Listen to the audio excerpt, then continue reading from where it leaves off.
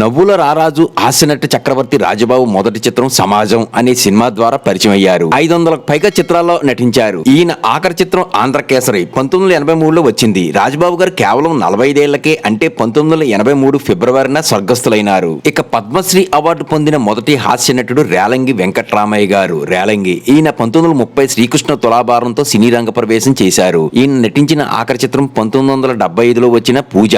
ఆయన 65వ ఏట 1975 నవంబర్ 27న మరణించారు. మరొక హాస్య నటుడు పూర్తి పేరు బసవరాజు వెంకట పద్మనాభం. ఈయన మొదటి చిత్రం 1945లో వచ్చిన మాయాలోకం. ఆయన చివరగా నటించిన చిత్రం 2006లో వచ్చిన టాటా బిర్లా మధ్యలో లైలా. తన 78వ ఏట 2010 ఫిబ్రవరి 20న కన్నుమూశారు. మరొక హాస్య నటుడు తిక్కవరపు వెంకట రమణారెడ్డి. ఈయన సినీ రంగ ప్రవేశం 1951 దీక్ష సినిమాతో మొదలుపెట్టారు. ఈయన ఆఖరి చిత్రం చీకటి వెలుగులు. ఈయన 55వ ఏట 1974 నవంబర్ 11న చనిపోయారు. లైక్, సబ్స్క్రైబ్ చేయండి.